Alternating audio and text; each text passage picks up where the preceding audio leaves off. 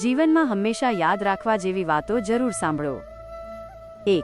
પરિસ્થિતિ જ્યારે વિપરીત હોય ત્યારે પ્રભાવ અને પૈસો નહીં, પણ સ્વભાવ અને સંબંધ જ કામ આવે છે. 2. ક્રોધ એ એવો પવન છે જે તમારા બુદ્ધિના દીવાને ઓલવી નાખે છે. 3. વ્યક્તિને સમજવા માટે દર વખતે ભાષાની જરૂરત નથી હોતી, એનું વર્તન પણ ઘણું બધું કહી દે છે. 4. નીતિ સાચી હશે તો નસીબ ક્યારેય પણ ખરાબ નહીં થાય. બીજો માણસ આપણામાં વિશ્વાસ મૂકી શકે એ જ જીવનની મોટી સફળતા છે. 5. ગઈકાલનો અફસોસ અને આવતીકાલની ચિંતા આ બે એવા ચોર છે જે તમારી ખુશીઓ ચોરી લે છે, માટે હંમેશા હસતા રહો અને મસ્ત રહો. 6. સમય જ એટલો મસ્ત પસાર કરો કે જ્યારે યાદ કરીએ ત્યારે ખુશી થાય, અફસોસ નહીં. 7. પૈસાની સાથે સાથે દુઆઓ પણ કમાજો, કેમ કે દુઆ હંમેશા ત્યાં કામ આવે છે જ્યાં પૈસા ક્યારેય કામ નથી આવતા. 8. જિંદગીમાં હંમેશા જો કોઈ સાચો રસ્તો બતાવવાવાળો હોય તો તે છે અનુભવ. 9. ઉકળતા પાણીમાં પ્રતિબિંબ જોઈ શકાતું નથી, તેવી જ રીતે ક્રોધિત અવસ્થામાં સત્ય ઓળખી શકાતું નથી. 10. કોઈની સંગતથી તમારા વિચાર શુદ્ધ થવા લાગે તો સમજી જવું કે તે વ્યક્તિ સાધારણ નથી. 11. સફળ વ્યક્તિ પાછળ કોઈના હાથ કરતાં તેણે વેઠેલી તકલીફોનો સાથ વધારે હોય છે. 12. ફક્ત બીજાની અપેક્ષાઓ છોડી દો, દુનિયાની કોઈ તાકાત તમને દુઃખી નહીં કરી શકે. 13. કોઈના ખરાબ સમય પર હસવાની ભૂલ ક્યારે ન કરવી, આ સમય છે ચહેરા બરોબર યાદ રાખે છે. 14. છીનવીને ખાવાથી ક્યારેય પેટ નથી ભરાતું અને ભાગ પાડીને ખાવાથી ક્યારેય ભૂખ્યા નથી રહેતા. 15. ઈશ્વરના ચોપડામાં આપણું બોલેલું, વિચારેલું કે વાંચેલું નહીં, પરંતુ આપણું કરેલું નોંધાય છે. 16. જે વ્યક્તિમાં સત્ય બોલવાની ક્ષમતા વધારે હોય છે તે વ્યક્તિ સૌથી વધારે નફરતને પાત્ર બને છે. 17. ઘણીવાર કંઈ ખોટું કર્યા વગર પણ બીજાની નજરમાં તમે ખરાબ બની જાઓ છો, કારણ કે બીજા જેવું ઈચ્છે છે તેવું તમે કરતા નથી. 18. રસ્તો નીતિનો હોય, સીડી સત્યની હોય અને લક્ષ્ય સેવાનું હોય તો પ્રવાસ કઠિન હોવા છતાં ઈશ્વરનો સ્પર્શ તેને સરળ અને સફળ બનાવે છે. 19. જીવનમાં સુખી અને સમૃદ્ધ થવા માટે રામનો આચાર, કૃષ્ણનો વિચાર અને હરિનો ઉચ્ચાર ખૂબ જરૂરી છે. 20. જ્યારે બધું સારું હોય છે ત્યારે બધું જ સારું થાય છે, પણ સહેજ અંધકાર આવવાનો શરૂ થાય છે ને તો પડછાયો પણ સાથ નથી આપતો. 21. જીવનમાં બસ થોડી ધીરજ રાખજો, કારણ કે જે તમારું છે એ તમને ગમે ત્યાંથી મળીને જ રહેશે. 22. ચિંતા કરવાનું છોડી દો.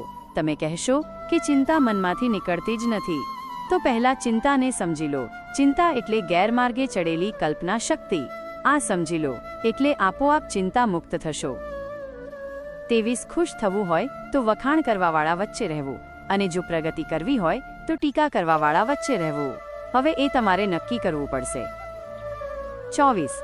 જે ઘરમાં મા બાપ હસતા હોય એ ઘરમાં ભગવાન વસતા હોય છે. મા બાપ રાજી કરશો એટલે ભગવાન રાજી થઈ જશે.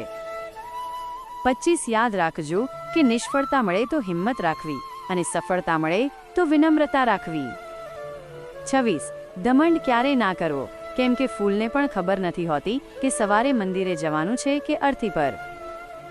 27. એકલા રહેવાની આવડત રાખો, કારણ કે સપના અને આપણા ગમે ત્યારે બદલાય છે. 28. ફરિયાદ ના કરો, ઈશ્વરની રચેલી યોજનાઓનો આનંદ લો, જે થવાનું છે તે થઈને જ રહેશે. 29. ઈશ્વરના ભરોસે રહેજો, માણસના નહીં. ઈશ્વર સંભાળી લેશે ને માણસ સંભળાવી દેશે. 30. આપણે કરેલ કાયથી ઉપરવાળો રાજી રહેવો જોઈએ, બાકી તો આ દુનિયા કયા કોઈની થઈ છે અને કયા કોઈની થવાની છે. 31. જીવનમાં આ બે લાઈન હંમેશા યાદ રાખજો. આગળનું જોઈને ચાલો અને પાછળનું ભૂલીને ચાલો તો ક્યારેય દુઃખી નહીં થાવ. 32. બધા દિવસો સરખા નથી હોતા અને સરખા દિવસોમાં બધું સરખું નથી હોતું, કારણ કે આપણા હોય એ જ આપણને શીખવે છે કે કોઈ આપણું નથી હોતું. 33. કોઈ પણ સંબંધને ત્યારે જ સાચો માનજો વડીલ, જ્યારે તમારા નિષ્ફળ ગયા પછી પણ તમારી સાથે ટકી રહે.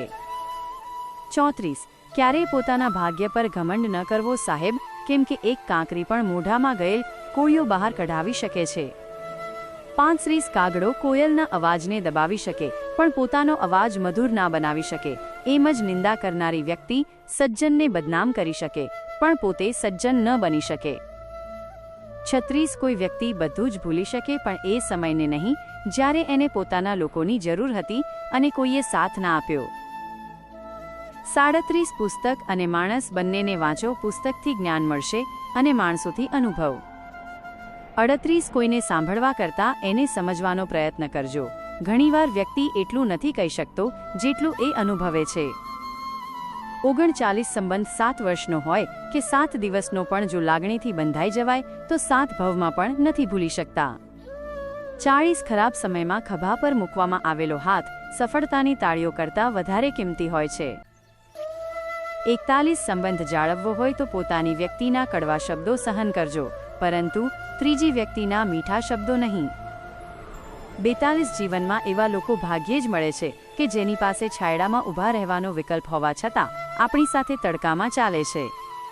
43 જિંદગીમાં અમુક વાતો ના જાણતા હોય એ જ સારું છે. ઘણીવાર બધું જાણી જવું એ પણ આપણા દુઃખનું કારણ બને છે. 44 ખુશી માટે ઘણું બધું ભેગું કરવું પડે છે એવી આપણી સમજ છે, પણ હકીકતમાં ખુશી માટે તો ઘણું બધું જતું કરવું પડે છે. 45 અફસોસ ભૂતકાળને બદલી શકતો નથી અને ચિંતાઓ ભવિષ્યને સુધારી શકતી નથી, તેથી વર્તમાનનો આનંદ માણવો એ અંતિમ સુખ છે. 46 જિંદગીમાં સહયોગ એવા લોકોને આપજો જે ભલે તમારા વખાણ ના કરે પણ તમારી માણસાઈની કદર જરૂર કરે. 47 ભૂખ લાગે ત્યારે ભોજન યાદ આવે અને દુઃખ આવે ત્યારે ભગવાન યાદ આવે. તેથી જ કહ્યું છે કે અંધકારમાં છાયા, ઘડપણમાં કાયા અને છેલ્લા સમયમાં માયા કોઈનો સાથ નથી આપતી. 48 કોઈ સાથ ન આપે તો નિરાશ નહીં થવાનું, કેમ કે ઈશ્વરથી મોટું હમસફર કોઈ નથી. 49 ગમે તેટલું મોટું દુઃખ હોય સમયની સાથે ભૂલાઈ જતું હોય છે, પણ આ સમયમાં લોકોએ આપણી સાથે કરેલો વ્યવહાર હંમેશા યાદ રહે છે.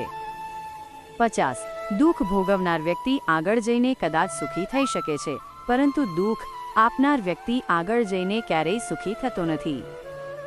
51 માણસ પોતાનું ઘમંડ એના સારા સમયે બતાવે છે, પણ એનું પરિણામ એને તેના ખરાબ સમયે ભોગવવું પડે છે. 52 લોકોને તમારી કિંમત ત્યારે જ થશે જ્યારે તમારી જરૂર હશે, કારણ કે શિયાળામાં લોકો જે તડકાને શોધે છે, ઉનાળામાં તેનાથી જ ભાગે છે. મિત્રો, જો તમને અમારો વિડીયો પસંદ આવ્યો હોય તો વિડીયોને એક લાઇક કરી ચેનલને સબસ્ક્રાઇબ કરી દેજો અને કોમેન્ટ બોક્સમાં જય શ્રી કૃષ્ણ જરૂરથી લખી દેજો.